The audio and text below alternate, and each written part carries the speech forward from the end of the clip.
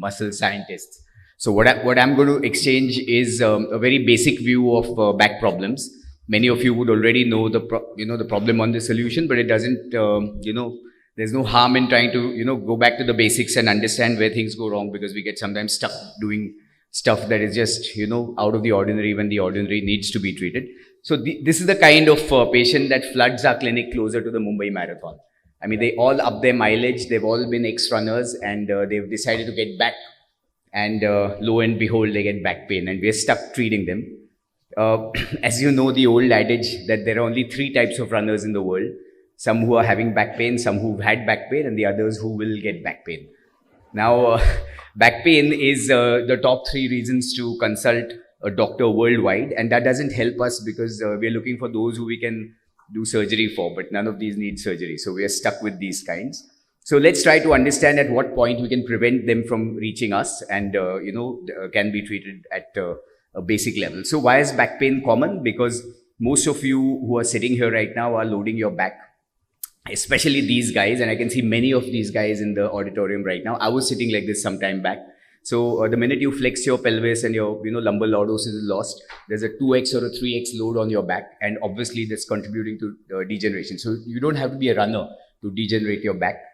And of course, we go out there building muscle. We go out there doing gym and getting a good upper body shape, but we really don't service our backs. So how many of us spend time in the gym working on trunk strength? And that discrepancy creeps up even in professional sportsmen, as we'll see as we go.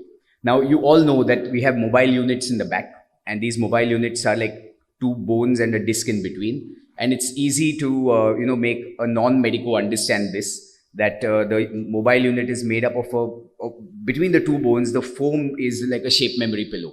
So its job is to actually absorb loads. But as you grow older, like any shape memory pillow, this disc begins to degenerate. And dehydrate is a better word to use, because degeneration sometimes makes it complicated.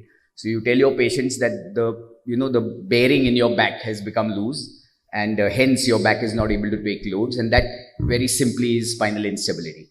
So we are all subject to this, because it's been researched across populations that this is not related to sports, it's not related to weight, it's not related to lack or cause of exercises. Trauma is not the cause. So we really don't know why degeneration happens. We don't know which age group suffers from degeneration. But this black disc seems to be the bugbear of spinal pathology. So we call it genetic, but we don't even know what genes are responsible. And I can swear and say that if I get an MRI scan, I'm going to have a couple of black discs, and I run regularly and I don't have any back problems. So you can't blame the black disc to be, the cause of your back pain, though. If you don't have a black disc, there's a high likelihood you won't get any instability-related back pain. Now, this diagram actually shows you the 3 phases of degeneration. The first is the normal, where the tripod, which is a disc in the front and the 2 facet joints behind, are well balanced. But as the disc degenerates, like in phase 2, the volume of the disc goes down. The volume remains the same, the mass goes down. So the disc becomes like an empty chamber, and it becomes like a weak bearing, and that causes the facets behind to start getting loose. And that's the phase of instability, which then moves to a phase of auto-stabilization. That's phase number 3, where the disc then finally loses its volume also. So it auto-stabilizes, but at the cost of neural structures getting compressed. So the guy in phase number 2 comes with back pain, recurring back pains, and the person in phase number 3 comes with neural symptoms like pain, claudication, radiculopathy, etc. So the problem is that we don't know who and in what pace would move from phase 1 to phase 2 to phase 3. So there's some guys who are stuck in that phase of instability for like 2 decades, and they keep doing the rounds, and all the physios, all the back surgeons, all the orthopods, all the Bairamjis, they all see these guys round the year, and there's no solution to this. And that is again what we call spinal instability. Now, what actually happens is that the spinal column starts to collapse on loading, and sometimes this degenerated disc can actually pop. And if it pops, then you get radiculopathy, because the disc has come out and hitting the neural structures. So we say that your problem has gone from phase 1 to phase 2, and treating phase 2 is actually quite simple. You just offload, and the piece of disc that's come out and causing neural irritation just shrinks off. And I'm going to say 80 to 90% of people with an acute disc prolapse with radiculopathy, whether it's in the neck or the back, actually get better without any intervention. And it's good to know this because you just have to offload them. Once you know the mechanics of why this happened, you know how to work backwards. And literally in 2 or 3 weeks across the globe, 80% of people get better and you don't need intervention. But can you tackle a disc degeneration? The short answer is no, because the disc is the largest avascular structure in the body. So no amount of stem cells, no amount of ozone injections, everything is bogus, humbug. We call it CBM in orthopedic language. Ashwin, etc. may know the full form. It's unpronounceable on stage. But this is something that goes around and you inject discs with a variety of things and none of that works. A disc that is degenerated will not regenerate. Full stop, dobara mat puchna. It's as simple as that. So don't bother falling for any therapy that's going to regenerate the disc. Having said that, if your eyes degenerate, do they ever regenerate? Do you ever expect that some medicine will make your -3 number become 0? Impossible, right? So that's again the example that goes well with your patients, and you tell them that chasma le lo. Chasma means a substitute for your weak eyes. You can't cure your weak eyes. Put a substitute and your eye will stop deteriorating, your back will come back, your vision will come back to normal. So that's the strategy that we use when we look at a person with a spinal instability, which means if your back is like a mast of a ship, which takes half the load, and then the ropes take the remaining load.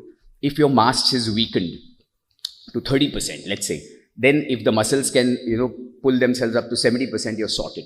So just like if you have a -1 number, wear a +1 chasma and you're sorted. That's it, as simple as that. So if the muscles can take the load off from the disc, which means that you create alternative mechanisms of loading and not do anything fancy, you're normally going to get away, especially in the early stage of degeneration. Now, which muscles? That's the key question. And I think all of you muscle scientists here would know that the abdominals are the key protectors of the back. Again, in a non-scientific forum, I normally urge the audience to just pull their stomach, pull their chest up, push the diaphragm and see how the back feels offloaded. The minute you do that now, you will realize how the back is offloaded and you'll realize why the abdominals are the key muscles that can actually take business away from us. So if you can work on these abdominals, and as physios, most of you know that we work on rectus for the six-pack and to, impress chicks. But in reality, it's the obliques and the side muscles that really hold you down when you're doing a long distance activity. So for runners, it's got to be transversus and the obliques. So a lot of Russian twists, a lot of side sit-ups, etc. are, the way to go. Then there's the back extensors. So most people say that back problem, you work on the back muscles, but they only, I'm going to say, contribute 30 or 40% to this mechanical loading, because runners tend to fall over and, they really need the abdomen to push them up. So back extensors work like a tie beam at the back. And again, here, there's a difference between the big extensors. So if you just go on, doing your back arches, you're going to get the big extensors strong. But if your small extensors don't work, the multifidus, then again, you're going to be in trouble. So they are the ones that are the stay muscles for endurance sports, endurance activity. So you got to work on the multifidus. And, I'm saying this, all of you all know this, but what we find repeatedly, of course, not with this high-end group of physios, but across the board, when we refer someone for a back problem and rehab, this is missed and something fancy is being offered. So if you offer this and then add your fancy stuff to it, there's no problem. But if you don't, work on their basic muscle strength and don't counsel your patient about what these muscles do to the, failing back, then you're missing a point, which is why I think a basic, primitive low IQ orthopedic lecture like this is actually worthwhile for everyone to know. So those are the muscles that help and those are the exercises that help. I don't need to tell you this, but I can tell you this, that there's some exercises which are quite randomly offered and you got to desist from offering these, because remember, you're talking to a person whose fulcrum is weak. Like if you do that exercise up there on the top, there's a huge fulcrum loading on the back and you're actually going to, the bang for buck for your exercise is bad. So if you're a really fit, mean athlete, you could do those. But, for the average guy with a back pain, these would actually worsen his pain. So you got to pick and choose the right exercises. And there's many a slip between the cup and the lip, like they say. So a lot of people come and say that I've tried physio, but it's not worked. And you got to really dissect out what physio has been done. Once again, this is not out there for you all, but for the average Joe physical therapist who does cookbook therapy for everyone. Everyone who comes gets the same treatment. You can't be doing that. And you know that nowadays we use these fancy machines to actually, so what's the use of these? This, what they call digital spine analysis. I use it mainly to validate the athlete that his muscles are weak, because these guys are strong guys. They're doing marathon running, but they come and say that you're trying to tell me that my muscles are weak. And what I'm trying to point out is that the muscles are not commensurate strong to the amount of loading that you're putting in. So your abs could be much stronger than mine, but you're running 60 kilometers a week. Your abs are not strong enough. So these kind of tests, we don't hang a hat on it, but they actually, give a metric to, someone. And we found even pro athletes, even our elite cricketers, etc., have this mismatch between the amount of load to the amount of muscle strength that they actually harness. So it's a good method to actually magnify the imbalance between the loading and the spinal biomechanics. And then finally, what can get in the way of muscle strengthening? So of course, vitamin D deficiency, you know that it's ubiquitous in the Indian population or in urban Indians because of smog, which means that even if you go every day to Azad Maidan and sit down in shorts and a half sleeve shirt, you're still not going to get vitamin D because of smog. Ultraviolet ray penetration is poor.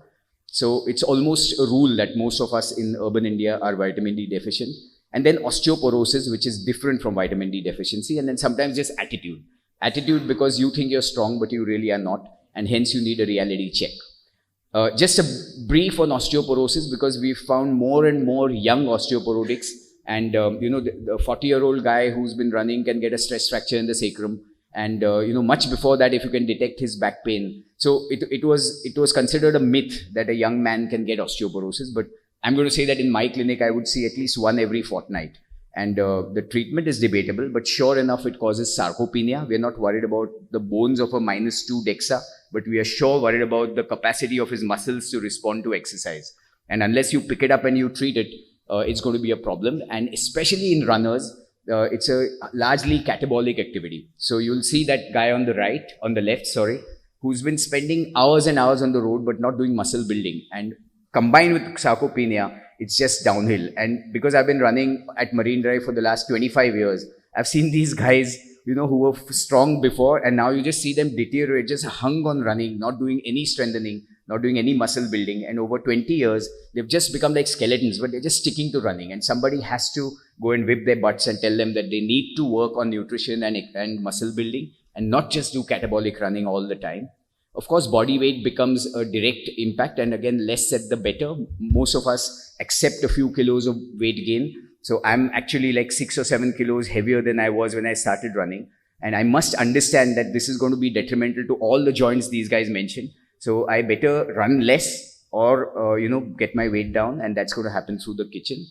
And then posture and ergonomics is also important. So you spend 2 hours of the day doing great physical therapy. You're nutritionally fine, you get your body weight down, but all day you're in this sloppy posture that you're all are sitting in, and this is going to be counterproductive. So if you spend 22 hours of the day in the wrong posture, it's again going to, beat the whole purpose of this problem. Now, why would you then need surgery? So a very small group of people actually contribute to our coffers and, end up having an operation. And most of these guys are people with neural symptoms. And it's well known in the back circles that a surgery for leg pain works. Surgery for back pain does not work. And that's again a universal dobara mat puchna kind of a statement. So if there's leg pain, we do a magic operation, the leg pain is gone, and then you go back to rehab. But sometimes you need to do surgery for a back pain also. So this is normally when the load is too much for the muscles to compensate. So if you have a really lean, mean athlete who can't put any more effort in weight loss or muscle strengthening, but he has to continue to work, or, these guys, you sometimes can support or put them on a ramp by fusing the backs, making the back strong. But eventually rehabilitation is the key. All physios have a big smile on their face when they see this, because every patient who I see needs a physio, and maybe 5% of the patients I see would actually need a surgery. And that seems to be the key, key guideline that I'm going to, give out over here. That just engage in good conversations with your patients, tell them about, counsel them about the reasons for back pain. And then finally, what should she do? So obviously, if, the clear thing is that she's got to reduce weight through diet. She's got to work on it through the kitchen. She should start with low impact endurance workouts. Swimming, cycling are great options as we grow older. And then start individualized, specific, systematic muscle training before she adds mileage to running. Now, since this is so ubiquitous, this is my last 2 slides. The last one is a slide of vanity. Prehabilitation would be a great option, which means that before you get your back pain, start working on all these essentials like I do, and make sure you don't get back pain and land up with us. Thank you.